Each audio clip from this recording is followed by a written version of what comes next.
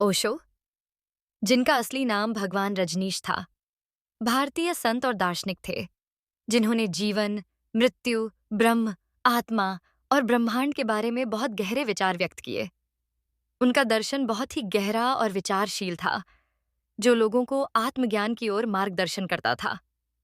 ओशो ने हमेशा जीवन को एक साहसिक यात्रा के रूप में देखा, जिसमें व्यक्ति को अपने अस्तित्व के साथ समझौता करने की आवश्यकता नहीं है, बल्कि उसे अपने जीवन के हर पल में पूर्णता और जागरूकता का अनुभव करना चाहिए।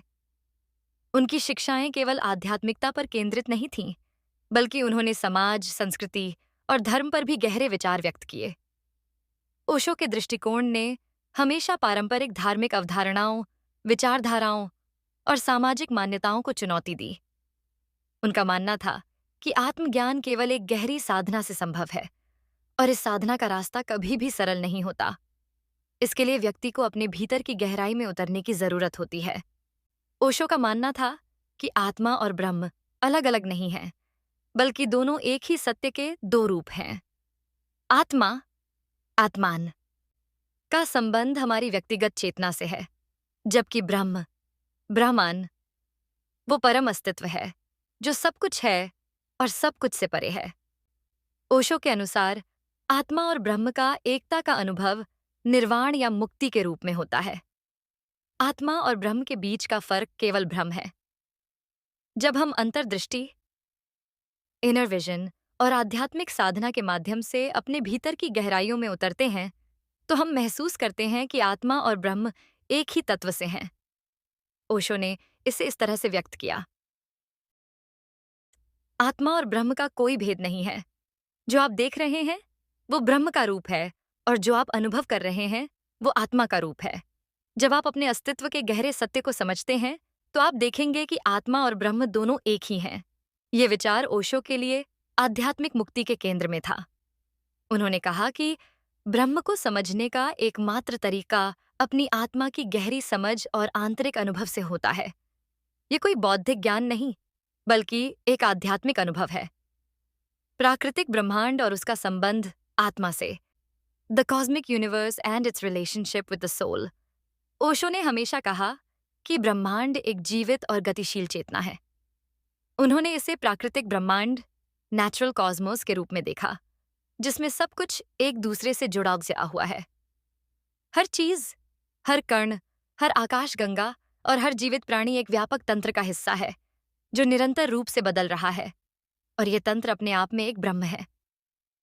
ओशो का कहना था कि ब्रह्मांड में जो कुछ भी हो रहा है वो कोई भी चीज नहीं होती जो अपने अस्तित्व के कारण को पूरी तरह से समझने में सक्षम हो।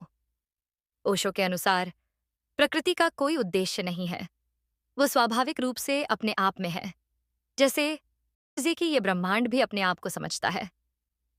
प्रकृति और ब्रह्मांड और पारलौकिक तंत्र के रूप में समझने का ओशो का दृष्टिकोण हमें ये समझने में मदद करता है कि हम भी इस ब्रह्मांड का हिस्सा हैं। जब हम प्रकृति से जुड़ते हैं, तो हम अपने अस्तित्व के गहरे सत्य से जुड़ते हैं।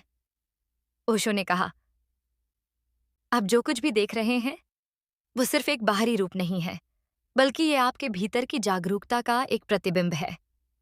जैसे ही आप अपने भीतर की गहराई में उतरते हैं, आप महसूस करेंगे कि आप ब्रह्मांड से जुड़ गए हैं।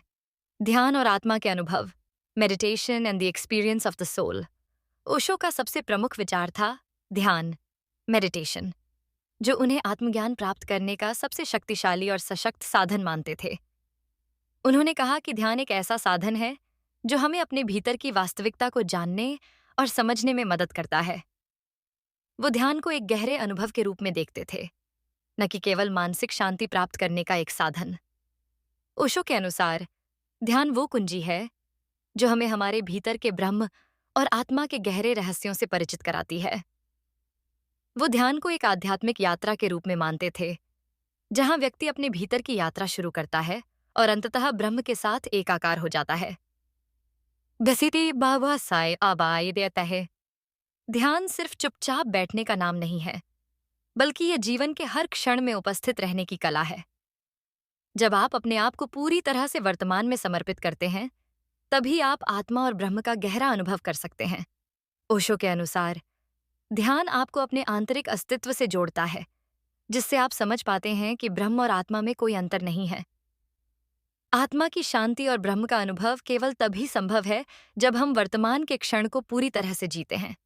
वर्तमान क्षण में रहना, living in the present moment. Osho ने हमेशा वर्तमान क्षण में जीने की बात की। उनका मानना था कि अतीत और भविष्य केवल मानसिक भ्रम है और असल जीवन स्वलंदा पर्यटन वर्तमान में ही है। उन्होंने कहा, अतीत और भविष्य केवल आपके विचार हैं और जब आप वर्तमान में जीते हैं तब आप अपने भीतर की वास्तविकता को महसूस कर सकते हैं।